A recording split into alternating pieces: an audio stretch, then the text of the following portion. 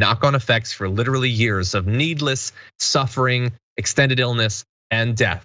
And a lot of it is going to be coming to kids, because they're the kids that, when you're born, you get your vaccination. They're being born in a time when, unfortunately, politics has intervened, and not in the way that the right is saying it. Anyway, this has another aspect which I want to turn to right now. There's a doctor who is going to be losing their job apparently as a result of just trying to advocate for kids to get vaccinated, while you have the media and politicians spreading misinformation and encouraging kids and adults to see this through a partisan lens. This is Dr. Michelle Fiskus, who's caught up in a controversy after she passed along legal guidance to health providers saying teenagers do not need parents' consent to receive a COVID-19 vaccine shot, a position established by decades of state law. So we're gonna have a statement from the doctor in just a minute, but I wanna be very clear. The issue there, that the controversy is not that Dr. Fiskus provided unsound advice or legally questionable advice. It's just that the position, which is consistent with state law, is again inconvenient for them, and they would prefer that she not do it. So she says, specifically, it was my job to provide evidence-based education and vaccine access so that Tennesseans could protect themselves against COVID-19. I have now been terminated for doing exactly that. And imagine losing your job for doing something that's legally sound and is what is necessary to make sure that people protect their health in an environment which is encouraging them not to do that. Like the whole doctor thing is supposed to be first do no harm. So she goes out there and tries to protect people from harm and loses her job as a result of it. Hopefully we'll get some other position, but as of right now has lost it. So there's a lot of other details that in theory we could go into the legal history that's being cited here. It is apparently consistent with a 1987 Tennessee Supreme Court ruling and rulings by the General Counsel of Tennessee's Department of Health. But anyway, you can look up those details if you want. But what she is doing, she has effectively been canceled. Like, she lost her job for saying something that is true and accurate. And I am expecting that you're not going to be turning on Fox News and finding a great uproar about someone being canceled for providing accurate advice right now. But this isn't okay, I will go to that, thank you. So a Republican state representative critical of this sort of pro-vaccination effort that we've been talking about here says, when you have advertisements like this with a young girl with a patch on her arm all smiling, we all know how impressionable our young people are and wanting to fit in life. Just so stupid when you think about it. So this really ties together both stories. So they try to make it about the kids because they feel like they know that parents are very defensive about their kids, and they know that the anti-vax thing historically has really been centered around kids. So it's difficult to convince parents to die needlessly of a virus. But if you can get them worked up about their kids, then maybe you've got something. So that's the strategy that they're going with. It's also their strategy against the trans community recently too. But think about that.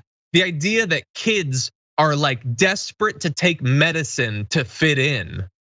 I don't think that's the thing that kids are like freaking out about. I don't think that's the big trend. It's important medically for them, but I don't think that this representative knows what he's talking about. And as of right now, I know we're running out of time, unfortunately. So Fiskus, Dr. Michelle Fiskus has lost her position. Apparently, according to a review published by Kaiser Health News and the AP, found that at least 181 state and local public health leaders in 38 different states had resigned, retired, or been fired since just April 1st, 2020, when the pandemic was heating up. There has been a politicization of this entire thing. Thankfully, with Trump being replaced by Biden, nationally it might be a little bit more rare. But at the state level, when you have wackos like that Republican state representative we're talking about, you can expect to see even more of this. That said, unfortunately, we are pretty much out of time now. So we've been letting you know that Dr. Rashad Ritchie, who just joined us for a great episode, is going to be taking the reins of Indisputable coming up in just a few minutes. So go to youtube.com/indisputable_TYT, subscribe. The stream will be starting in just a few. And another early heads up that tomorrow and Friday, this is the launch of our 2 Twitch pitch winners. So on Thursday at 4 p.m. Eastern, right after Indisputable, you have reactions with Ravana. And then on Friday, you have Galaxy Brain with Ben Carollo. So a lot of exciting content coming up on YouTube and on Twitch. So definitely stay tuned. I'll also be joining Anna Kasparian for the second hour of the Young Turks later on. But until then, stay safe out there, stay sane out there, and I'll see you soon.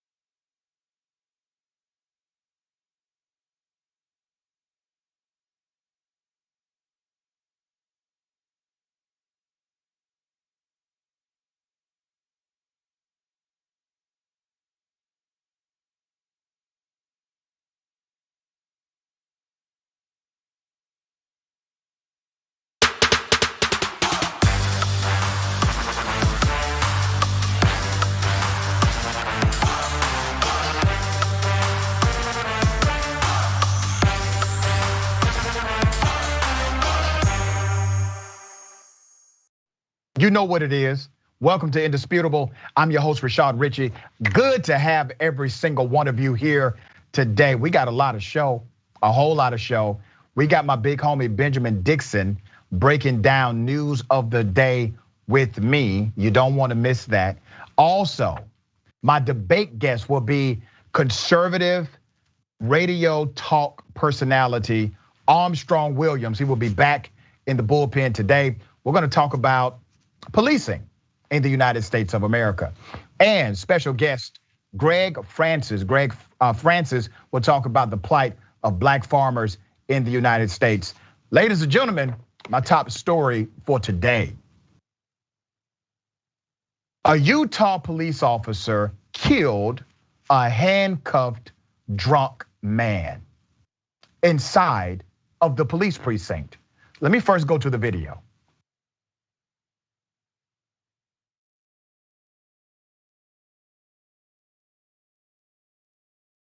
There's a gun in my shoe. Okay, sit down. There's a gun in my shoe. Okay, sit down. All right. I'll get the gun out. You sit down. I want to sit down. Okay, stay seated. It's under my seat. Okay, good job. Thanks for sitting. Gun in my seat. Stay down. Okay, stay seated. All right. You don't want to fight with me. You definitely don't want to fight with this guy. Just sit your ass and stay. Okay? You're not letting me go. No, we're not letting you go. We told you it'll still be a few minutes before you can go anywhere. For what? Before we go to jail.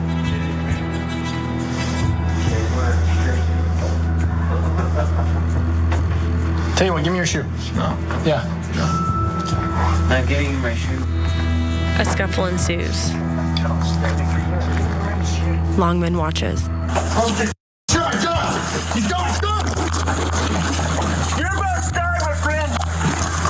Let's do it! Don't grab the gun! Shots fired, shots fired. You good? You good? Good. He's dead. Shots fired. We're code 4. They killed him handcuffed inside of the police precinct. Now, there was a cop yelling, he's grabbing the gun. There's no indication that this handcuffed individual grabbed a gun at all. But let me give you some more background to this horrific story. Michael Chad Breinholt, the last words he heard before he was killed was, "You're about to die, my friend." That was the quote from the police officer. "You're about to die, my friend." Then a West Valley City Police Sergeant pulled the trigger. There's more. With his hands cuffed behind his back, he briefly wrestled with 2 officers. You saw that. One screamed that Breinholt was grabbing his holstered gun. Once again, we have no indication he was successful in doing any of that. Sergeant Tyler Longman rushed into the room. This person was not even involved in the altercation. Sergeant Tyler Longman rushed into the room and made his declaration and fired. Let's put a picture of Sergeant Longman on the screen. That's him. That's him. Look at him. Take a good look at this guy. This individual has already killed 3 people in the line of duty. Not shot at 3 people, he has killed 3 people while being a police officer. He has been cleared of all of his killings. Now, I want to remind you that well over 90% of police officers will go throughout their entire career and never even have to use their gun. 99% never have to use their gun fatally. This man literally has killed 3 people while serving as a police officer in that division. West Valley City's Incident Review Committee determined Tyler Longman did not violate policy, and he's back on duty after being on administrative leave, which is standard protocol after a police shooting. His actions are also defended by Utah's Fraternal Order of Police. There is currently an investigation by the district attorney's office, but I'm not holding my breath. But once again, you see a police officer not involved in the scuffle. This man is drunk by admission. And the officer, out of all of those cops in that room, the one officer who decided to kill somebody at the damn precinct is the one officer that has already killed 2 people. Ladies and gentlemen, you may have a serial killer in your ranks. What are you going to do? Benjamin Dixon, host of the Benjamin Dixon Show, progressive activist and a dear friend. Benjamin, what are your thoughts here? Shad, we give tax dollars to barbarians who get joy out of killing us. I did not know that officer had already had 2 previous kills. Yeah. And I use it that kind of callously, that language kind of callously, because somewhere he's counting his kills. Somewhere you said we got a serial killer in our midst. Somewhere this guy really believes that he can get away with murder. And he's not the only one. And these are the people who occupy our communities with the expectation that they're going to deliver us justice and protect and serve when they're out here executing us. I wonder when other police officers, when they look at something like this, do they not look at it like we look at it? And here's how I see it. Now, I'm a layman, I'm not a cop, don't want to be the popo. But when I look at something like this, I said, wait a minute, I counted at least 4 police officers, probably more, inside of that precinct. You mean to tell me that none of these other police officers thought the incident needed a gunshot? Nobody else believed that this person should have been killed except for the one man who has already killed 2 people in the line of duty. Do you not find that quite ironic, Benjamin? I find that ironic, disturbing, and disgusting. And I also find the behavior of the officers leading up, antagonizing the situation. The man is drunk, he's handcuffed. How difficult is it to apprehend someone who's drunk and handcuffed? Most of us dream of the opportunity of showing off and being able to beat someone up who's drunk, because it's just that easy. And these officers can't handle a drunk man in handcuffs. And so they antagonize the situation to the extent where they're now creating the chaos that the serial killer could come in, ease right in there and execute his next victim. This entire thing was fabricated from the beginning because of how they're just used to getting away with murder. Yeah, and the thing is, man, there's a reason why professionalism is required. Professionalism is required because other people around you may not be professional. And that's why you have to take it upon yourself as an individual, especially an individual in high authority, significant public trust has been given to you, to act in a professional manner, even when the person around you is intoxicated, even if the individual next to you is having a bad day. It is still your responsibility to act and maintain professionalism in light of all of that. Easily, if the life of this individual would have been top priority, there are 1,000 ways to handle this better. And I know people will come at me and say, well, Rashad, this was justified because there was a scuffle. This is the police. The man was in handcuffs. Just think about this.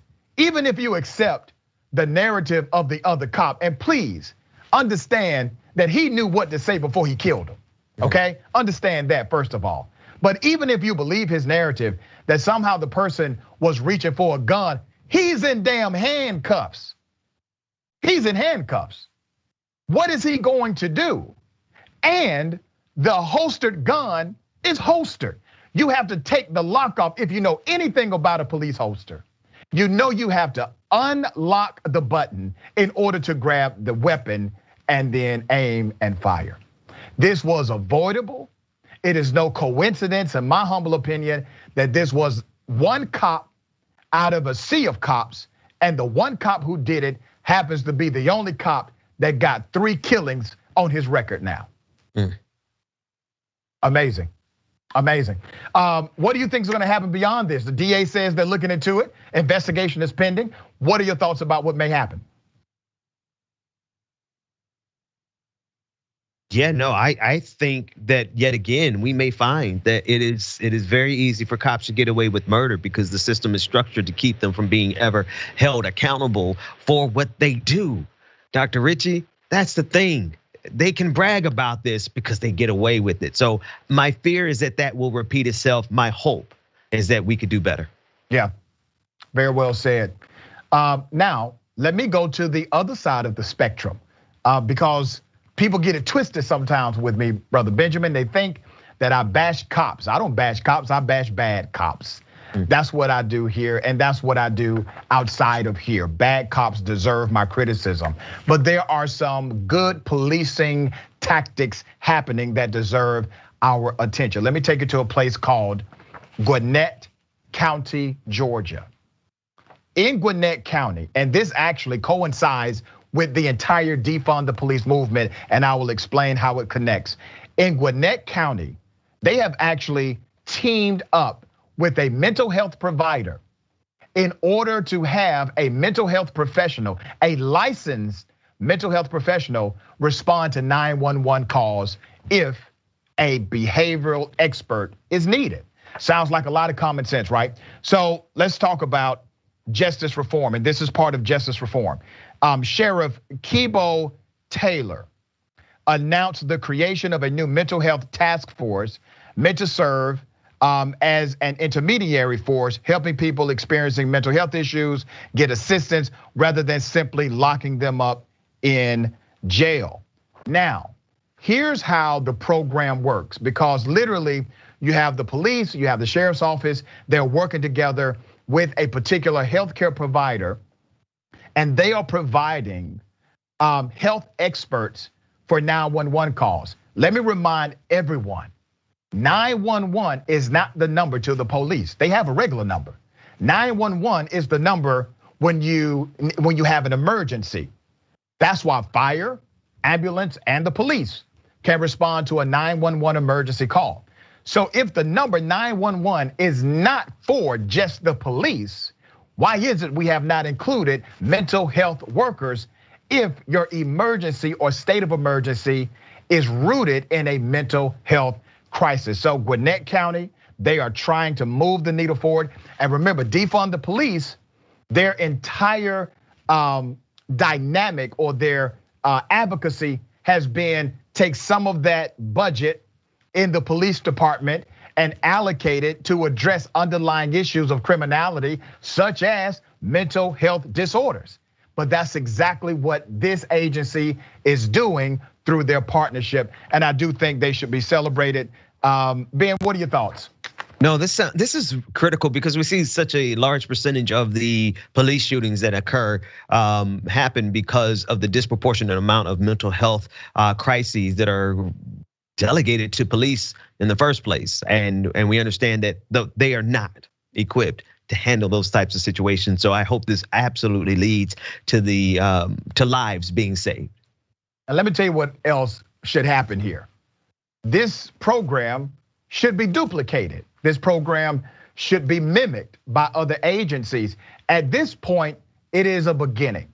But in, let's say, a year, we're going to have some real data that we can point to. And I guarantee you, this approach is going to be beneficial because it's already benefited places like Ithaca, New York. It's benefited places like Baltimore. So agencies and leaders who have been willing to be bold enough and actually implement what is a progressive policy, they have seen positive, not negative results. And so we support good policing when we see it. That's what we do.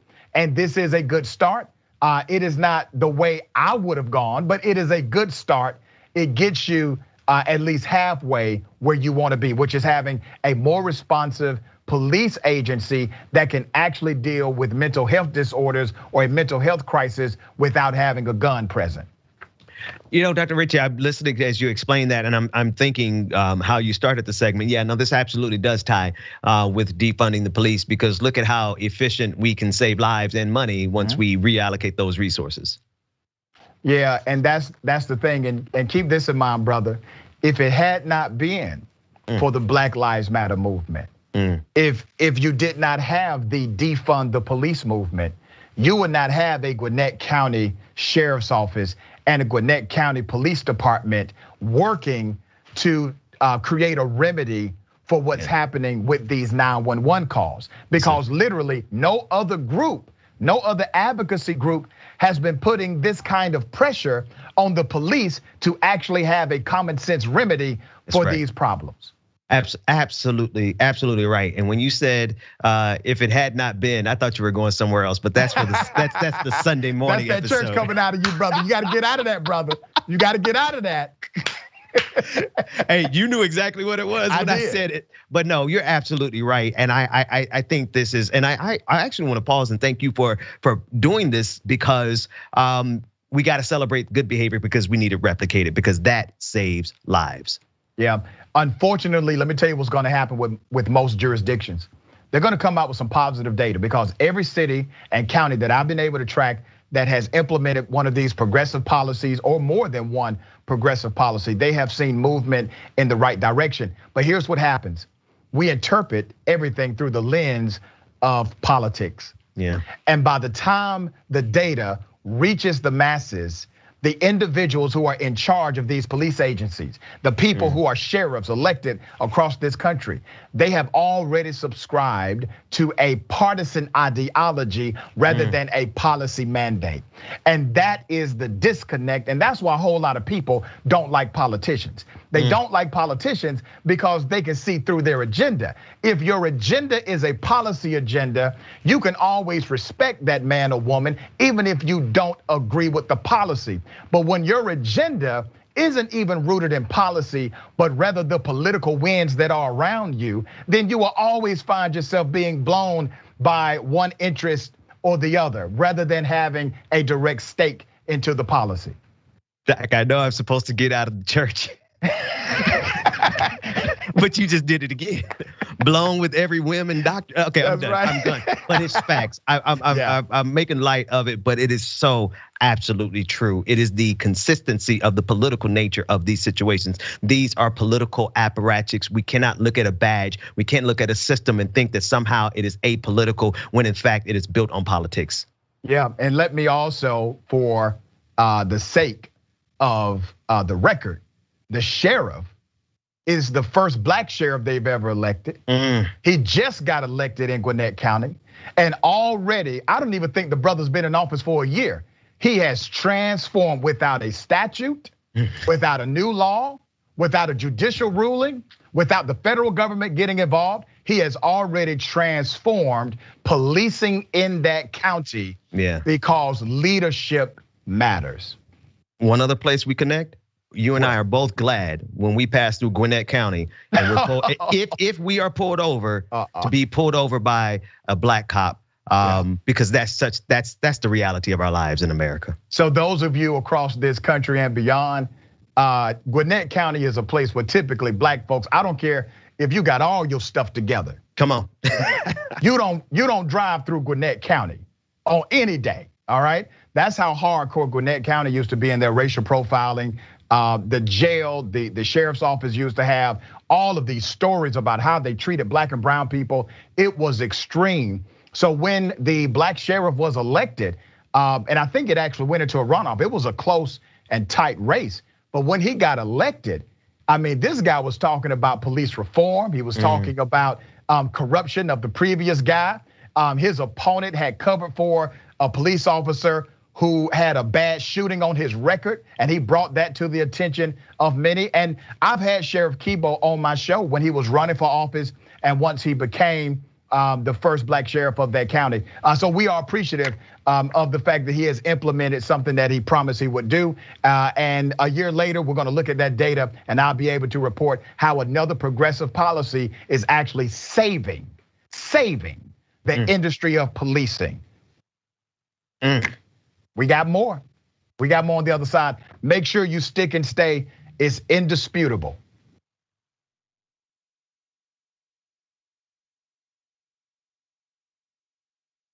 I'm old enough that I remember when Captain Crunch put the berries in it. Yay, crunch berries! And I was like, ooh, the fake berries. Remember? We're gonna try that. We did a story back in the day about how a woman sued, I don't know, General Mills. She'd been eating it for 4 years, believing that it was actual berries. Yeah. She's like, these aren't real berries at all. Yeah. I'm like, I got news for you. Captain Crunch isn't really a captain or a person. Joining me now, legendary whistleblower and American hero, Edward Snowden. First question is, hey, where are you? I'm in my apartment in Moscow. All of a sudden, in the studio, Jim Gaffigan, everybody. Mental illness is, completely undiagnosed in our society. It's not about a particular administration. It's about a broken system of power, and through that, really, the instrumentalization of a system of not justice, but injustice. People understand whether they claim to deny climate change or not. Our collective house is in crisis. We're also dealing with the legacy of 40 years of economic policies that have made people's lives more precarious. Sometimes you got to force people into their humanity. Sometimes you have to shake people into empathy. Senator Elizabeth Warren joins us in the studio. Healthcare is a basic human right, and we are fighting for basic human rights. In order to actually achieve that vision of everyone having access to the same resources and getting to determine the outcome of their life, we have a lot of work to do, and it needs to start right now. Here's something you may not know. When you deposit your money in a big bank, it doesn't just sit, safe and secure, in a vault.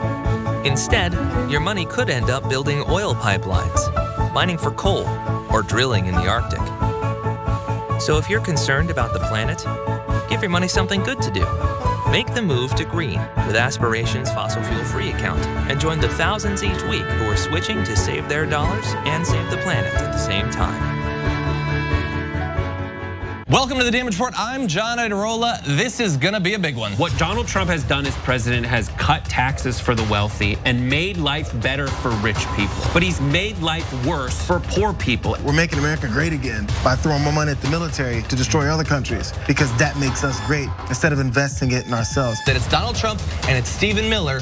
The choosing is based on wanting to create cruel and inhumane conditions to scare other people away from ever coming to the United States. The opportunity to make money off of tragedy is the American way. There's only one place to put garbage people: in the trash. We've never had so much access to so much information with so little idea of what the hell is going on. What does enforcing our borders have to do with traumatizing children? Absolutely nothing. I think a sane person could say the current situation we have right now is radical. But what we're doing is literally making the world more like hell. That's a warning sign.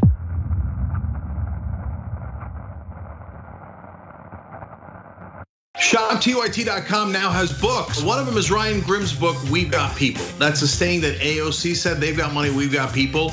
It's the best tracing of the AOC victory I've seen anywhere. It's the most accurate, and it's got great details. The book actually goes all the way back to Jesse Jackson and how he's the original Bernie Sanders. If you wanna know how we're gonna win going forward, those lessons are super important, and they're in Ryan's book. So check it out right now at ShopTYT.com. We found the perfect person to lead the army, Allison Hartson. The establishment media works hand in glove with our corporate legislators, and our corporate legislators work hand in glove with the corporation. And we're going to make it so that it's a decentralized force throughout the country so that we can quickly identify stories, quickly identify troll farms, and go in and neutralize the enemy, and then start building responsible media throughout the country and on every platform available.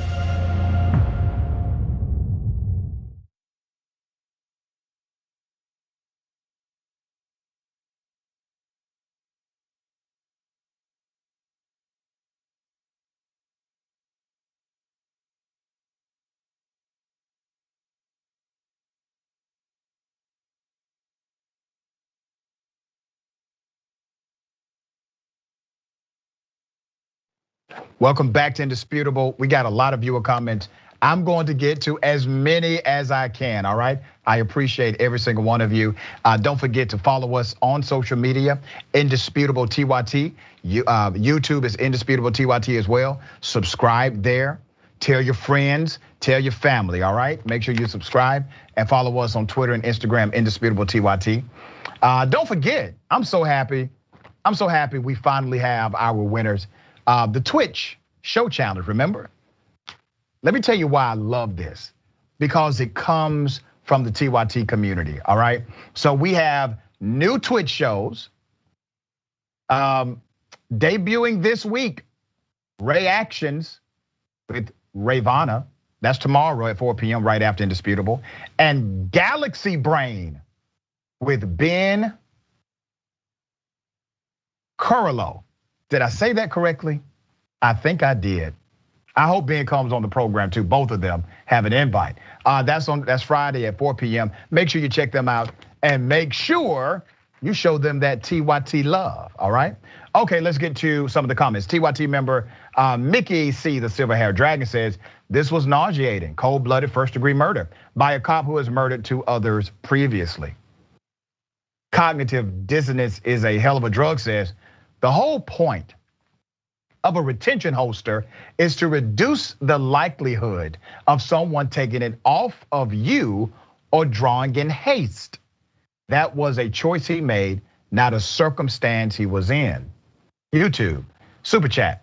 Ty Strong says, my father served Las Vegas PD 35 years major, drug bust in the 80s and 90s with a team called the Nasty Boys wearing masks, never shot anyone.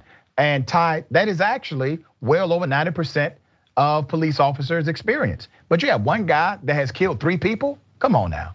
Okay. Tony D, thank you so much, Tony D. Dragger says, Ben and Dr. Richie, a 1-2 punch in truth. I love it. Mackenzie J. Alderman says, starting off heavy, I hope he gets some justice. Yeah. Twitch, Socrates bartender. The main thing I say to anyone defending this shooting is that early in the video shown, mentioned he had a gun and was willing and wanting to surrender said gun. Well, he was already patted down. So none of the officers believed he had a weapon. All right, Consume Shrooms says when the good cops start arresting the bad ones, then I believe there's really good cops. T-0 says, why is the mental health expert pointed towards civilians? It really should be pointed towards the force. I think you make a fair and excellent point. Okay, shifting gears. Judges still not taking these insurrectionists seriously. On January 6th, the US Capitol was attacked by domestic radicalized terrorists, but they are receiving sentences as if they committed, I don't know, unlawful protest, because that's what many of them are allowed to plead to. So let me take you to a federal judge and something that happened by a guy named Doug Jensen, a QAnon believer and Trump supporting insurrectionist. He will be released from jail. He gets to go home now after being a leader, and I want to qualify that in a minute, being a leader in this insurrection against the United States government. He will have to wear electronic monitoring. The reasoning, because a US district judge named Timothy Kelly said Jensen could not have pre-planned or coordinated his actions, as Jensen had no basic understanding of even where he was. Now, why would a judge say that? Well, I'm going to show you, okay? By the way, this is the same dude at the front of the mob chasing Officer Eugene Goodman. Jensen, 41, was the man wearing a beanie and the QAnon conspiracy theory t-shirt. Here's some of that footage.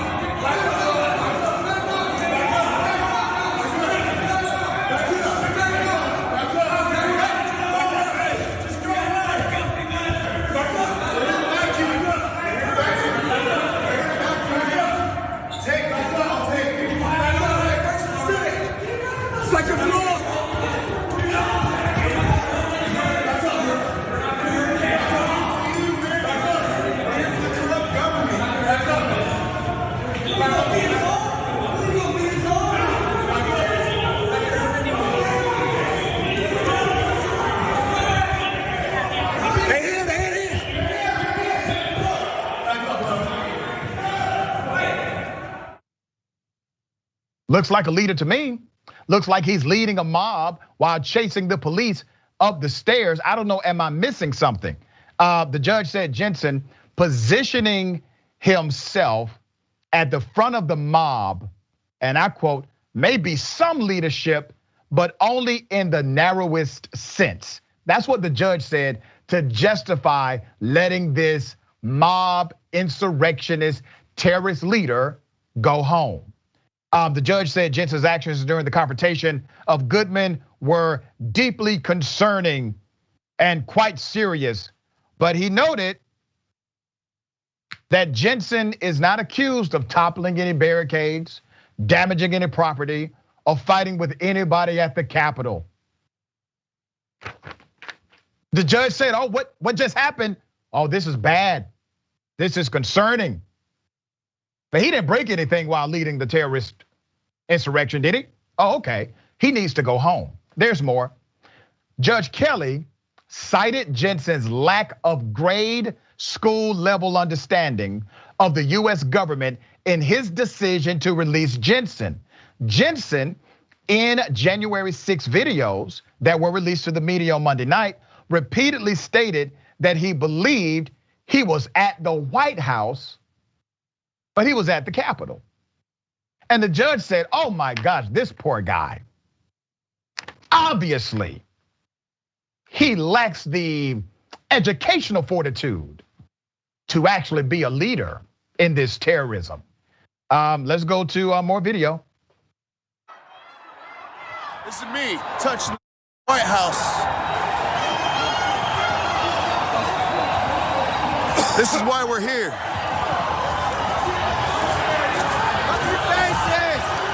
I am at the White House, just so you know. Storm the White House. That's what we do. Okay, so let me get this right. Because you're a dumbass, you get to go home. Because you have a failure to understand civics, American government, you get to go home. As a matter of fact, to the judge that made this ruling, you do realize, Judge, that everybody there has a fundamental misunderstanding of the US government. They were there to disrupt the electoral college process constitutionally mandated by the United States Constitution. They all have a misunderstanding of how government should work. So because of his ignorance of civics, he's able to get a lighter sentence and he can go home. Man, I have never known this to work for anybody but a white male terrorist. Benjamin, your thoughts? Absolutely the case. White male terrorists, the only people who can get away with this, because had those races been changed, Eugene Goodman, the officer, had he been white and the people breaking into the Capitol had been black, our bodies would still be staining the ground right now, our blood. That's number one. The number two is the extent to which this system will excuse white. It's definitely not white supremacy, I'll tell you that much. We get to the point where you have one judge who let a white guy off because he had affluenza. He was too affluent to go to jail. He had another judge who let a guy off from the insurrection because he had Fox mania. He watched the Fox News too much, and that's why he went to the insurrection. And now this guy is getting off because he's a part of the idiocracy. There is no limit to what extent this system will excuse white mediocrity, even when that mediocrity is confident enough to march up the steps of the White House when it's actually the Capitol. Yeah, you gotta think about something, man. You've never heard this kind of defense for black or brown terrorists. You never heard this kind of defense for members of Black Lives Matter who were arrested for destruction of property or looting, or who were involved in a protest, right? And then they get pepper sprayed because they're part of a group, not even engaged in property vandalism. They never got a benefit. Hell, if they were just outside with the group, they got the same charges as everybody else around them. Nobody took special notice or care to their particular background or educational fortitude. Nobody cared about that. No judge decided to make nuances for them. But all of a sudden, for individuals who are in commission of terrorism and insurrection against the United States government, all of a sudden, they get the benefit of the doubt, significant benefit of the doubt. And why? The judge's reasoning? Because they fundamentally misunderstand what government is. I have never heard of this before, man. Dr. Richey, absolutely. And then I'm really looking at this. America needs to make up its mind because you see what white supremacy is doing. You see what it wants to do. It literally marched up the steps of the Capitol to overthrow the government. Those people believed that they had enough manpower there to overturn the election. That is treason. Yeah. And the Capitol police officer, a black man, standing there defending the Capitol. Yeah, America needs to decide if it's going to keep supporting the protest or the violence from white supremacists, or are they going to support the protest of Black lives? Very well said, brother. And let me make this final note, because the final word from the judge on this, Judge Kelly reiterated that his decision to release Jensen under strict conditions shouldn't be read as an indication that the judge believes Jensen's conduct wasn't serious, or an indication of how Jensen will be sentenced after his conviction. Sorry, Judge, that's exactly what it means. That is exactly what it means. And let me tell you why, and I mean this in a legal context. When a judge says you can go home, that judge is saying, I do not believe you are likely to reoffend. To reoffend, that's what the judge is saying. Now you have an individual who has committed an atrocity against the United States government, who tried to chase down an actual police officer while leading a mob. So what does the judge do in order to minimize the penalty here, or to justify him being able to go home? He says, oh, he wasn't really a leader. Really? He was kind of a leader. Oh, no, he wasn't smart enough to plan it. The guy didn't even know, poor guy. He didn't even know exactly what building he was at. And that is the judge's judicial thinking as he says this person should be allowed to go home. I promise you, if this would have been a person with the last name Muhammad or something of that nature, or if this would have been a black person, they would not have been given the same treatment by this judge. Yeah, and everybody knows it. You know, some people may argue that point, and it's great for an intellectual debate and discussion, but in your heart, everyone knows good and damn well, I don't care what party affiliation you may have, you know good and damn well, if this would have been somebody else, they never would have received that kind of treatment, that kind of benefit from a sitting federal judge. Absolutely. Yeah. Shifting gears, ladies and gentlemen, I wish a Karen would. You want to call the police on them for having a barbecue on a Sunday. I feel free. Back off. I'm going to tell them there's an African-American man threatening my life.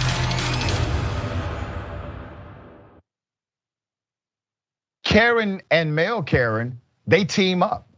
They team up against what we assume to be a Filipino couple. We don't know for sure, not 100%, but we assume it based on the narrative. But there's a conflict between neighbors. And why can't these conflicts just remain regular conflicts? Why does it have to go racial? Here's your Karen and male Karen for today. He lied about his mom. You know what? You little bitch, are you recording me? Because you did not tell me you were recording me. Go inside your house. Oh no, you're being recorded. Oh, why is that? Why is that? I can record you. I'm on my property. I know. I can record you. Your property and cut my tree. I can record you. Well, take care of your property then. You cannot record me without telling me. Welcome to Oregon. Maybe you should go back to Philippines where you belong. Oh, racist. Oh, racist. This is going online. Oh, we got the N-word. I don't care. We got the Filipino. Every day. Every day. We hear it every day. It has nothing to do with you. It has nothing to do with you. I think you guys just want to say the N-word. You can go ahead and put me online. I don't disrespect you. I don't call you names like you do. Oh, you got all the smoke for the people that just had racial slurs launched at them. I'm talking about the white man at the end. But you have no smoke for the people that just hurled those racial slurs to the neighbors, none whatsoever.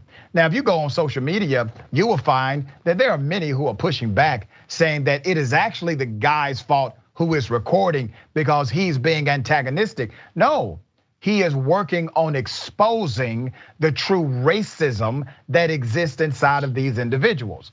And naturally, you see the racism come out. I don't care what the argument is.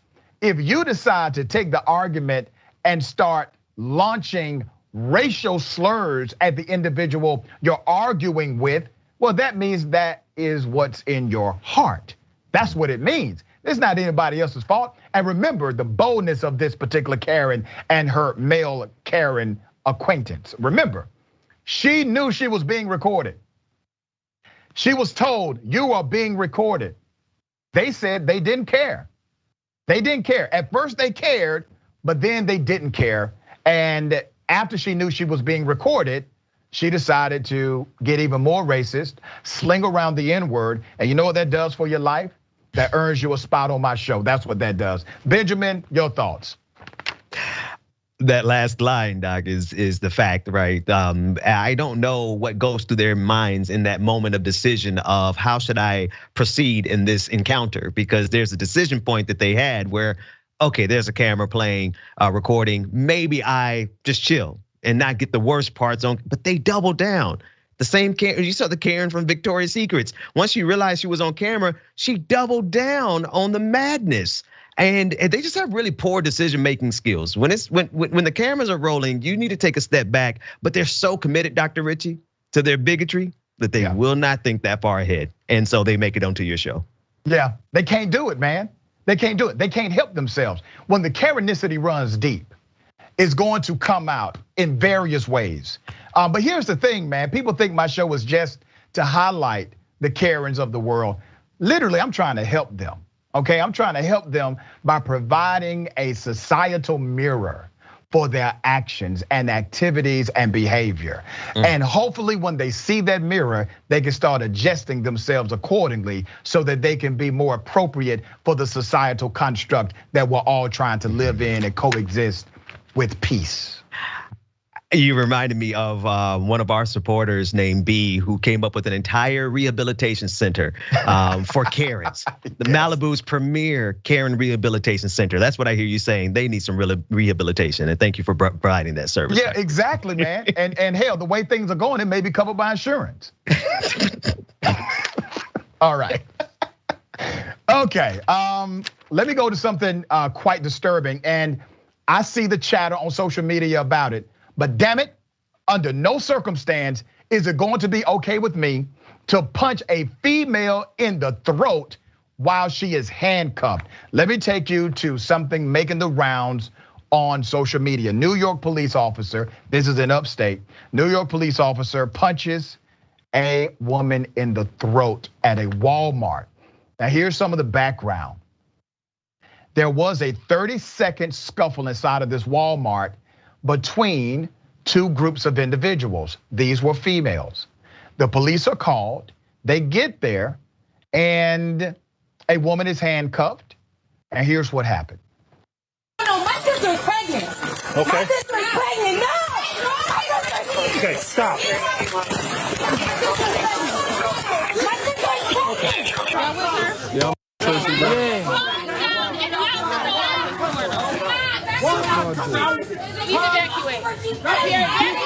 Woman, I say bitches, bro.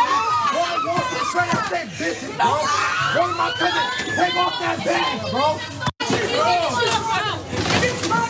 My sister,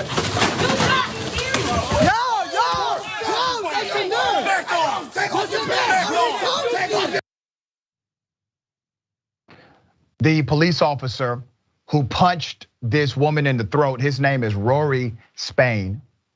Rory Spain, the cop who did this, did it to a woman named Tyriana Edmonds.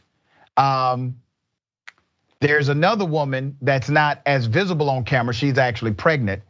According to DeWitt Police Department spokesman, Lieutenant Jerry Pace, police were called to an East Syracuse Walmart after a fight allegedly broke out between 5 to 6 people. Employees were allegedly threatened during the altercation and struck in the face by 2 women who also allegedly pepper sprayed customers. Edmonds was charged with 2nd-degree attempted assault of a police officer, 4th-degree criminal mischief, 2nd-degree harassment.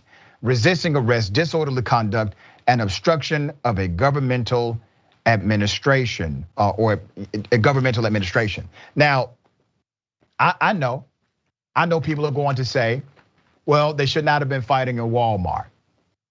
Here's what I'm going to say. The woman was handcuffed. She was punched in the throat as if she was a free, ready to fight man. That's how she was punched in the throat. When you look at the force this police officer used in order to subdue this individual, this female, in my humble opinion, it was unreasonable. Now, let me also speak to this other point that people are going to try to make.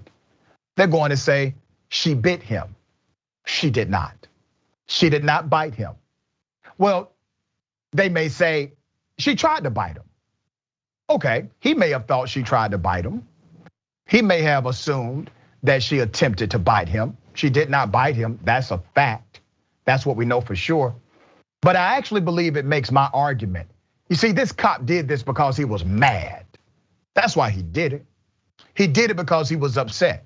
Now, this police officer is trained in various tactics to subdue individuals, to bring them under his control, especially when they are in handcuffs. And ladies and gentlemen, punching them in the throat while handcuffed is not one of the tactics that he's taught. Period. Bottom line. Currently, this officer has been suspended with pay pending the outcome of an investigation. Benjamin, what are your thoughts about this case? Suspension with pay is a vacation. Yeah. This cop just got a vacation for brutalizing a black woman in a way that we would not allow any other person to be brutalized. The most disrespected person on the face of the planet is a black woman, and just seeing how he had no regard for her dignity, regardless. And see, the difference is she was fighting, listen, plenty of fights in Walmart, right? Let's not play this game about, there's black women fighting in Walmart. I got plenty of videos of white Karens fighting in Walmart. People do that kind of thing, but we have paid professionals who take taxpayer dollars and go in there and assault them when they're handcuffed. If you're not man enough to be able to handle a situation when someone is handcuffed, then you do not need to be, if you're not a human enough, then you don't need to be a cop. Yeah. She was handcuffed. She was handcuffed, okay? I want you to imagine something. Everyone who may disagree with me, I want you to imagine this. That's your sister. That's your mother. That's your child. That's your niece. And this is how the police officer handled her. Let me be very clear. I don't give a damn why they were called to that Walmart. I don't care. I do care how they were handled on probably the worst day of their lives. I do care when a police officer will handle a suspect in that way while they are handcuffed. I care about that, and just call me whatever, but I also care because this is a woman. Come on, man. You are a police officer trained in tactical combat, and this is the best you can do. This is our best. I don't buy it. I don't buy it. My brother, always a pleasure having you on Indisputable. Tell people how they can check you out, my man. They can check us out right here on YouTube, Twitter, Twitch, wherever you stream, you can find us. And excited to be sharing goes through the TYT network. Dr. Richie, I salute you on everything that you do in Atlanta and on the internet. Thank you so much for what you do. Feeling is mutual, my brother. Thank you, man. Take care. All right, we got more on the other side. Stick and stay is indisputable.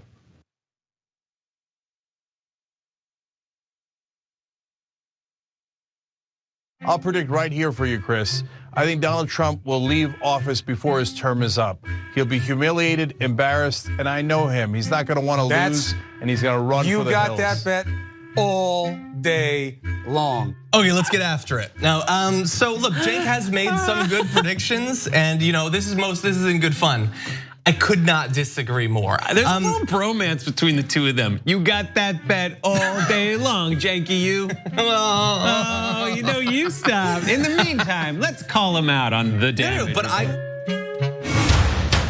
I just got a Roku set. Did basically a little bit of channel surfing, and I was like, there we are. Yeah. There we are. And then I turned it on, and it was John and Brett on Damage Report making fun of me. Oh no. So you are so busted. I even took a picture of it, okay? They're talking about my predictions. I got a new prediction for you, John Idarola. You're doing a show that's blowing the doors off everybody. Young Turks is the largest online news network, not a big deal. We're gonna rock the boat. We're gonna be counter-establishment. We're gonna tell people the truth to the best of our abilities. We're so sick of this corruption. We're not the robots on TV. I actually care about the news.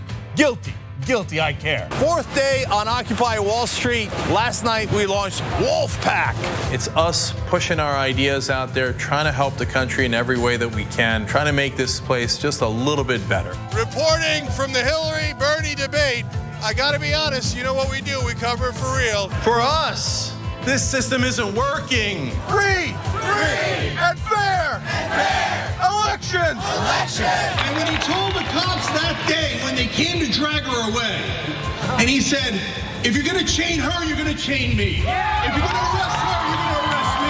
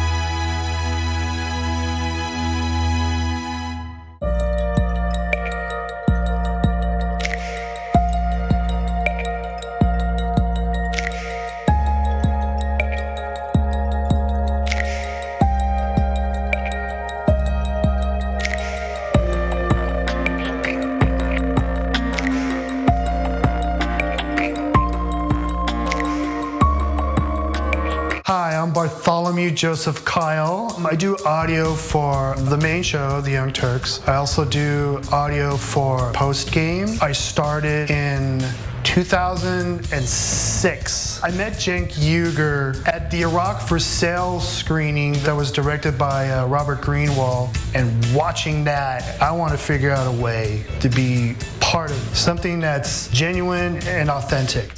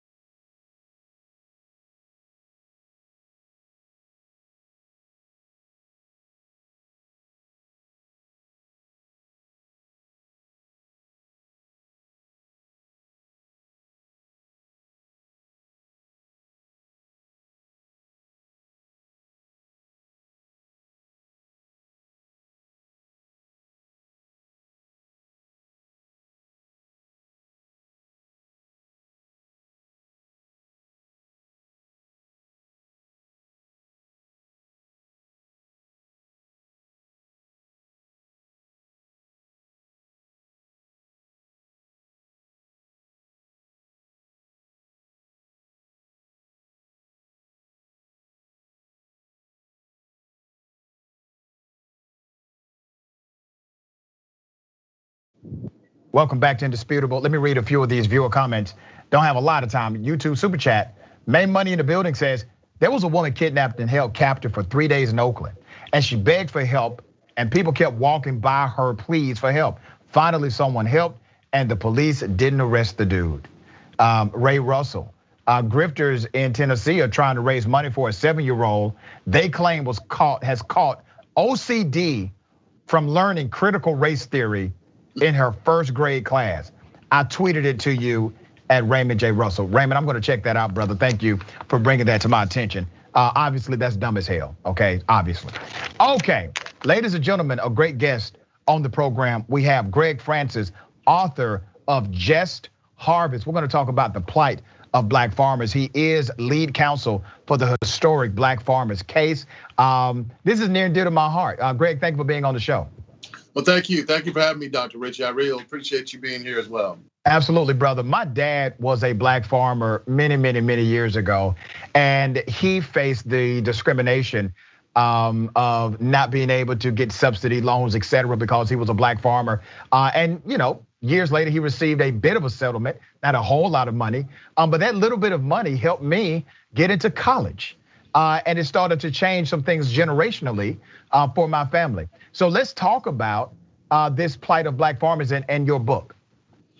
Sure, as you're well aware of the case, the black farmer case, there was widespread discrimination by the USDA against black farmers, and a lot of it, the stories may vary, but the result was the same, is that there was almost an eradication of black farmers in America. In 1920, there were almost 960,000 black farmers. Wow. By the time I got involved in this case, there was less than 20,000 black farmers left. So it really led to the eradication of black farmers. I'm glad your dad got a recovery and invested it in you and to go on. But that's that circumstance is what I heard over and over from many of the farmers, is that they would send their kids off to school, not necessarily from the settlement, send their kids off from school, but based upon the treatment that they had received, as farmers, they ultimately, those kids never came back to the farm. And the money is one thing, but really that generational wealth, that loss of that family structure that is built by working and living on a farm, those things are, probably incalculable. Let's talk about how malicious this was, brother, because literally you had black farmers, part of a black ecosystem of economy, creating agriculture and cultivating the soil, and they were intentionally discriminated against in favor of white farmers. And really, man, when you look at it, brother, obviously part of it did work. The operation was successful at eliminating the brain trust of black farmers in the United States. So speak to that. Oh, certainly. The only thing I tell people, the only thing that the slaves were able to bring here when they were brought over here against their will was their ability to farm. That was the information they had. As a result of slavery, America was built into this great empire of agriculture and farming. At one point, providing most of the cotton, or providing more cotton in the world than anyone else. Well, that was as a result of the black farmers. But once there was a change in legislation, namely the Emancipation Proclamation, freeing those slaves, they went back to doing what they thought, what they knew how to do initially, which was farm.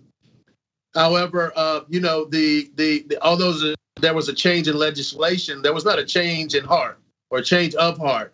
And the very people who had previously oppressed them were now put in charge of providing them access to funds and monies and whatnot. And as you know, just because there's a change in legislation is not going to lead to a change in the way the people are treated.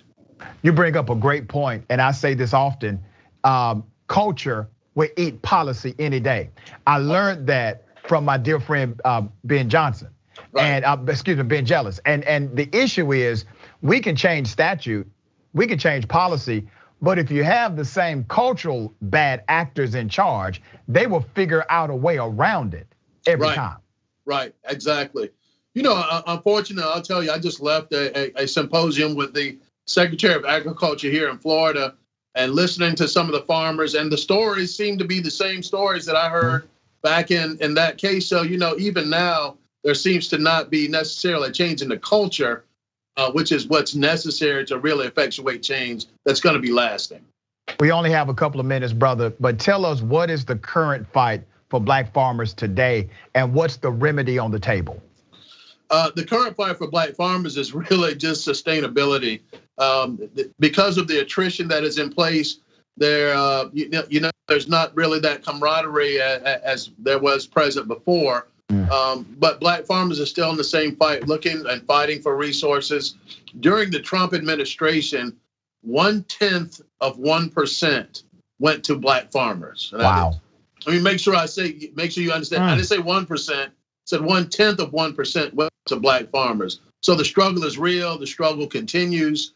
There was some legislation passed by the Biden administration in the COVID relief fund where $4 billion were set aside for debt relief for black farmers. And this is really just a reinvestment in America. People try to make it a race thing, but the reality of it is, if you look at the numbers, if you know the history of it, you would understand why there's a need to ensure that there's some debt relief for black farmers. Unfortunately, before that money can be given out, there are, I think now, on last count, 11 lawsuits by white farmers who alleged discrimination as a result of not being able to access those funds. Yeah, and a judge said that the lawsuit can proceed, which was a shock to me. Well, I was very shocked with that as well. I will probably ultimately write an amicus brief on it as well. But you can find the right judge to give that kind of ruling and keep it going. How can people check out your book and also follow your work? Sure. The book is on Amazon. It's on Target, and then I have a site as well, justharvestbook.com. And on there it has, access to the book, but also access to other things that I'm doing with a foundation that I created as a result of the proceeds from the book. Beautiful. Man, thank you for fighting the good fight, brother. We appreciate your time today. Thank you for having me. Absolutely. Okay. Ladies and gentlemen, don't forget, we got the bullpen next. Stick and stay.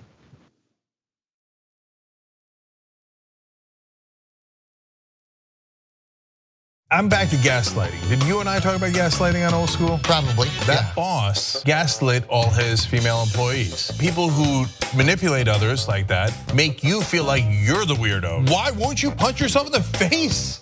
What is wrong with you? And you're like, oh my God, I feel so bad. Why didn't I just punch myself in the face and poke my eye out? I'm 47 and I just figured it out like earlier this year. You figured out somebody was doing it to you, or that you were that it was that it would have been happening my whole life and I didn't realize it. Right.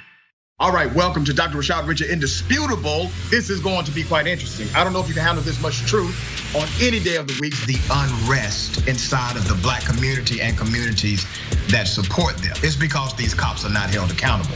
You have a family calling 911, and that family is expecting help, not expecting their loved one to be killed by the very people they pay to protect and serve them. Did you ever notice a cop that you work with called any black person the N-word or target people because they were black? Nope. But we disagree that somehow police officers are not also subject to the same systemic biases and racism as any other level of law enforcement. It sounds like for everybody's need who wants to crucify the cops without looking at it. No, crucify bad cops, brother. Bad cops. We don't need the government to step into our lives mandating that we should be wearing a mask. You think you putting on a mask, Trey, is government intrusion, but you don't think the government telling a woman what she can or cannot do with her body it isn't government intrusion. Where does life begin? You want to go there?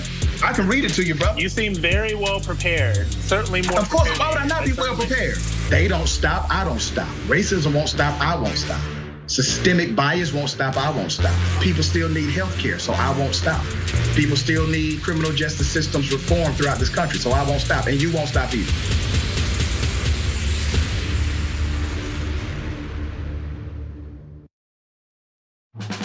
I've been a fan of TYT, I believe, for the last 6 years. 5 years. 3 years now. 7 years. 4 years now. 2.5 years. I just started because she got me into it. My boyfriend actually watches it every morning and every night, so I kind of just started watching it with him, and I love it. I mean, it's the only way that I find my news. Looking through YouTube, looking for like, political shows that look cool. I came across a very angry rant from Cenk, and that's when I knew. So I was immediately in love with the show. And then I had like How to Miss a Live show since then. 10 times a day, I watched the show in the morning. Whenever I had a bad day at high school, Young Turks. Man, Cenk is just so blunt and honest, and I love the honesty, and there's no BS behind the news, and they just tell everything like it is. There's nobody censoring him. There's nobody there to say you can't do this, you can't say that. That feel of authenticity makes it seem like what they're saying is true. I feel like I get the real story from the Young Turks. I am TYT. I am TYT. I am TYT. I am TYT. I am TYT. I am TYT.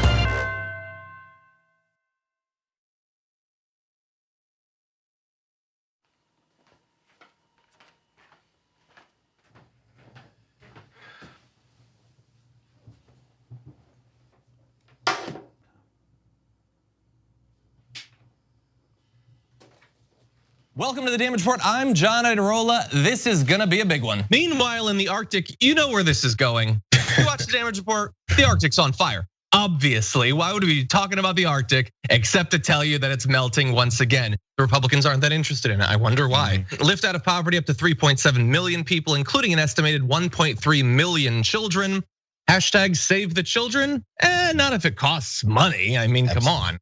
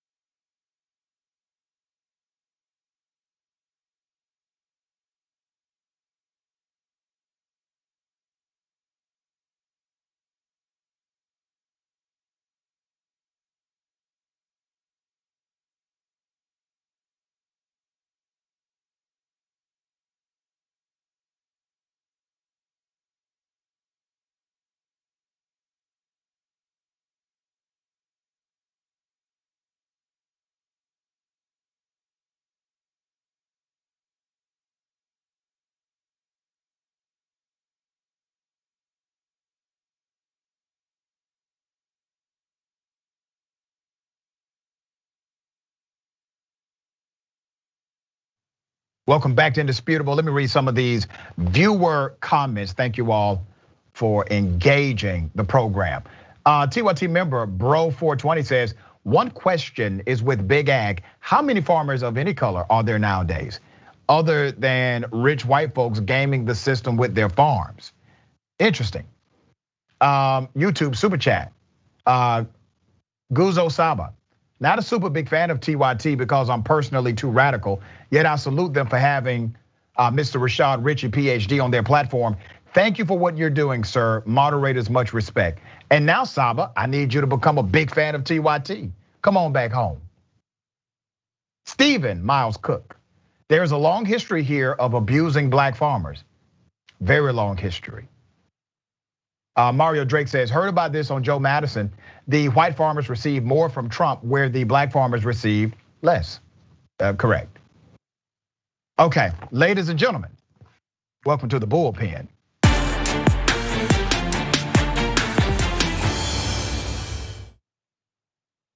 In the bullpen, we have none other than broadcast owner, on-air personality, broadcaster, columnist. I mean, the brother does it all, man. We got Armstrong Williams, conservative, on the program. Armstrong, good day, welcome. Thank you for having me back. Brother, we're gonna talk about policing in the United States of America. So I don't wanna presume what you believe about policing, but obviously there are some issues. Roughly 95% of Americans believe police reform is something that is needed. 58% of Americans believe it should be dramatic. Even 51% of Republicans believe it is something that should happen. What is your take as it relates to policing in America in general? You know, in any segment of society, whether it's broadcast, whether it's hospitals, legal profession, you're gonna always have your bad apples. You know, the Bible tells us woe until the doctors and the lawyers, because they should have their day in the land of judgment, because doctors and lawyers are corrupt. And you're gonna have rogue police officers, corrupt police officers who disrespect, who are cowards, who rather use their gun instead of use their training to de-escalate a situation. And so you're gonna have it. And it's unfortunate in that profession, innocent people, even though many of them are sometimes disrespectful to law enforcement, they try to run away from law enforcement, but law enforcement ultimately have the upper hand. Because if you think about it, 78 to 80% of law enforcement officers never pull their weapons. Even more than that, yeah, actually. It's a high number. So it has to do with your training. And also, like, another thing that we forget about in law enforcement is some go into law enforcement to conduct crime, to engage in nefarious things. They don't go in to uphold the law. They go in to find a reason to break the law and have a gun to boot. They help them in that process. And so not everybody goes into law enforcement because they're embracing and looking for the greater good. And so as we talk about law enforcement, we must keep that in mind. Man, you hit a really great point. There are individuals who seek the shelter of the badge in order to commit criminality. And they're making the industry of policing bad for everybody who polices. So let me take you to a situation, man, and you and I may disagree, or we may agree, I don't know. Sometimes you surprise me, Armstrong. In Utah, you followed this story. There's an officer who came in of a precinct. He was not involved in the scuffle. There was a drunk man who was already in handcuffs. The drunk guy who admitted he was intoxicated, Michael Chad Breinholt, was shot and killed inside of the precinct. He was shot and killed by Sergeant Tyler Longman. Well, we find out that the sergeant, this is his third time killing somebody while working for that police force. Now remember, in the beginning of our conversation, you said, listen, the vast majority of police officers, they don't even have to pull their service weapon. Even a higher percentage never have to even shoot it, period. But you have one officer who's involved in 3 killings in one department, which is rare by every standard and measure inside of law enforcement. But let's go to the actual situation. You saw the video. What's your take on that video of the handcuffed man being killed by Sergeant Longman? You know, what was fascinating is what happened before they got to the precinct to process him. You know, the girlfriend said that he had been talking about suicide. He had been making threats. She felt that he had way too much alcohol. They gave him a breathalyzer. So a chemistry was already established between law enforcement and the young man. And they took him. It was a peaceful arrest. They handcuffed him.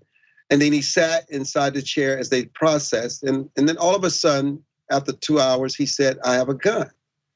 He said, I have a gun in my shoe. And they laughed it off. They thought it was a joke. He said, I have a gun in my shoe. And finally, when one of the officers approached him, he said, oh my God, this guy does have a gun. Here's what's shocking to me. You have 6 or 7 law enforcement officers. This guy obviously is intoxicated. And you're telling me that you did not have the means to apprehend him, to subdue him, and this officer just shoots him? I mean, it was just so insane to me that it was not even necessary. Yet, it was a threat. He said he had a gun. I don't know whether he had the gun in his shoe. I don't know whether the officer, he pulled it out of his holster. But the officer said something very interesting, Doctor, which was very troubling. That you're gonna die today. That's right. Police officer said. Yep. So in his mind, he had no interest in de-escalating the situation. He had no interest in making sure that we did not have another George Floyd situation or somebody dying for no reason at all. His attitude was, you're gonna die today. And that's exactly what happened. He died. The other problem, and you mentioned, if you have a police officer, and this is his 3rd kill, this is the problem with the blue code, the blue line with law enforcement officer. You don't protect that officer. You don't pass him on to the next jurisdiction, because basically you're not gonna change his behavior. In fact, you become an enabler to his behavior. So are you surprised, given the history of this law enforcement officer, that he did not do what he's done in the past? Instead of him using his training, he became a coward. He pulled out his gun, and no matter what this guy's actions were, whether he said I had a gun, whether he's being belligerent, you had the capacity with all your officers surrounding you to de-escalate that situation and bring this situation into a place where this young man did not have to die. Damn, Armstrong, you make too much damn sense to be a conservative, brother. You really are. Everything you said, and I cannot believe I'm saying this, I agree with 100% of everything you just said. And let me read the exact quote from the cop before he was killed. He said, you're about to die, my friend. And that's exactly what happened. It is worth noting that all of these police officers in this one room, in this one building, not one of them believed they needed to shoot him, except the guy who already killed 2 people. That irony cannot be dismissed. Currently, this is under investigation. I'm not holding my breath. He was cleared of the last 2 killings. He will likely be cleared of this one, but we will shine a bright light into the situation. Now, let me bring it to a policy, because these are tragedies that will remain tragedies if there's no policy. You just talked about the history of this cop, right? The George Floyd Policing and Accountability Act would create a federal database of cops that have massive complaints like this already in their historical profile. But the George Floyd Policing and Accountability Act is generally opposed by members on the right. What's your feelings about the actual policy of the George Floyd Policing and Accountability Act? You know, it's fascinating because earlier today, civil rights attorney Benjamin Crump joined me on our platform where he took calls all morning. And I don't know if you followed the case of Hunter Brittain in Arkansas, the young man who happened to be white, lost his life, again, to a senseless act by a law enforcement officer pulling his firearm. The guy used an antifreeze under his. We covered it. We covered it on this show. And the white residents are protesting that police department. Yeah, and you know what? They invited Al Sharpton to deliver the eulogy. They invited Crump and his law firm to be a counsel into the case, because it's not an issue of black and white anymore. It's about right and wrong. It's that their son died for no reason at all. They were at the funeral, and Sharpton, during his entire eulogy, got 3 standing ovations. Yeah. Crump believes this is a game changer, where Americans who happen to be white realize it's not just blacks who are dying at the hand of law enforcement. We must rally together to get rid of these rogue cops and make sure that it's not your son and daughter that you're finding in the obituary of the newspaper. So Armstrong, now I got to hit you with a fact that cannot be missed here. You know that what you're saying on my show is not really where the movement of the conservative party is at, or at least the new movement of conservatives, the Trump conservatives, the neo-conservatives, etc.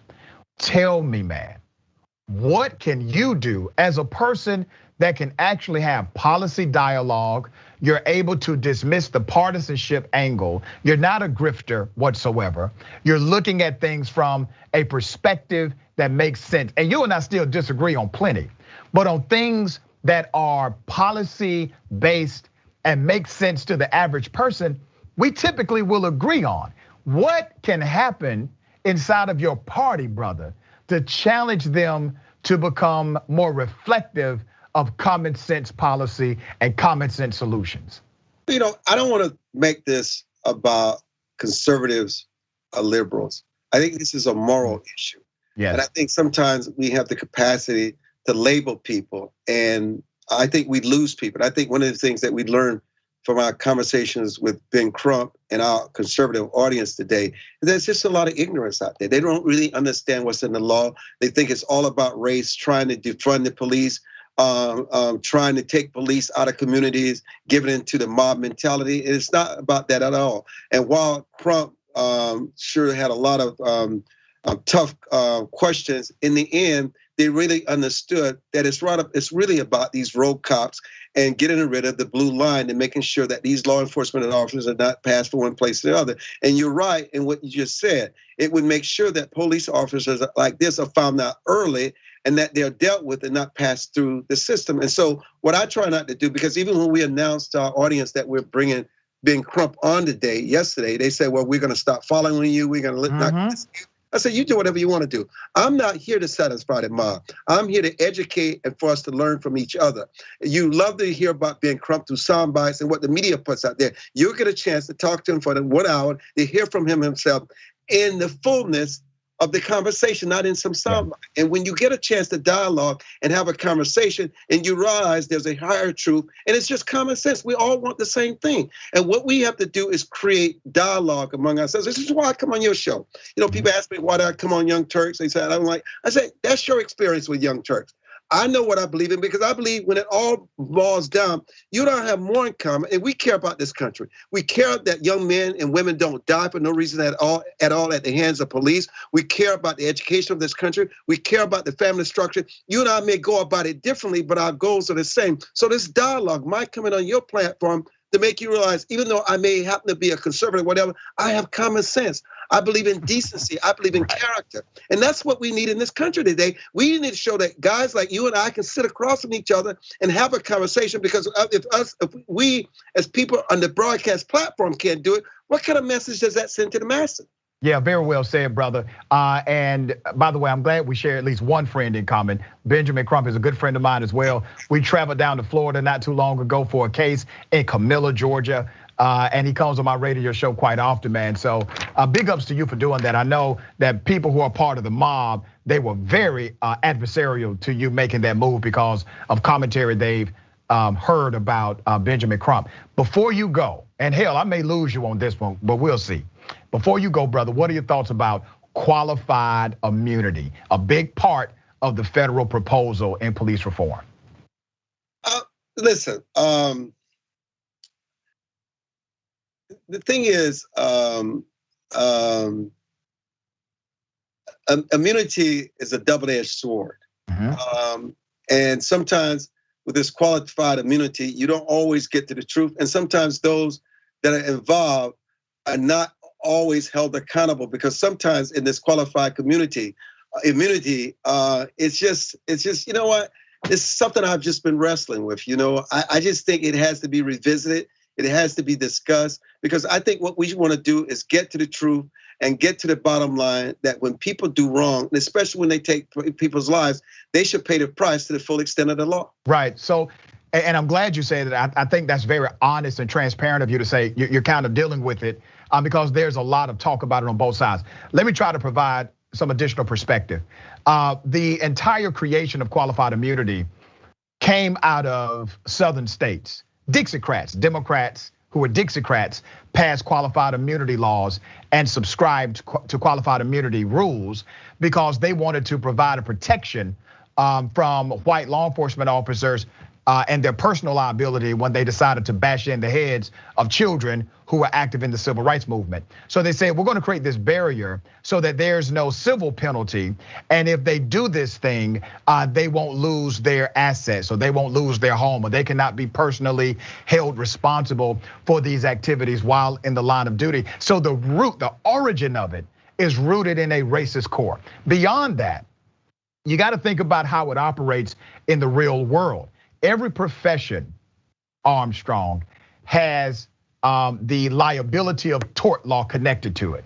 A surgeon has to be concerned about messing up and somebody suing the pants off of them. What does that do for that industry? That creates an industry that is self-analytical so that it becomes a regulated factor or regulation factor in that particular industry. When you create an immunity for any job, do you think it incentivizes that industry to be self-analytical, self-reflective, and come up with best practices to make sure the whole is connected to the community? And that's my issue with qualified immunity, the origin and how it is used in practice, and the fact it creates a barrier between bad policing and true accountability. But I also think, and this is part of my agony, and I'm glad you expanded on it, is that, when people feel that somebody else is gonna foot the bill, they don't have to lose any of their assets, a way of life, that's one thing. But when you realize it's yours that's at stake, you could lose everything. I think people think differently, and they make very different decisions when they realize who's gonna pay the price, that your assets and everything that you own and work for is no longer protected. I just think it's another level that in the long run makes people really reflect on their behavior and their actions in the short and the long run. Brother, you kind of making my point for me. You realize that to me, that's a good thing. Yeah, absolutely. With anybody though. With anybody, there you go. Frivolous lawsuits. If you realize that you're gonna have to pay the legal fees and filing these lawsuits, then you're gonna think twice about filing a lawsuit. Yes, absolutely. And guess what else it does in the ecosystem? It makes sure that you hire better cops. It makes sure that you do psychological evaluations more consistently. Like, a lot of things change when you get rid of qualified immunity for policing. Brother, I appreciate your time. Tell people how they can follow you, my friend. Oh, at ARightside, that's at ARIGHTSIDE, and ArmstrongWilliams.com. You can go to our website, tells you where all our programming live and all the things that we're doing and all our colors. And look, brother, I appreciate the respect. I appreciate your having me on. It's always an honor. And let me tell you something. Dialogue is a good thing. It's because if everybody agrees, somebody's not growing and somebody's not necessary. Very well said. Thank you, my friend. I appreciate you being on the show all the time. Yes.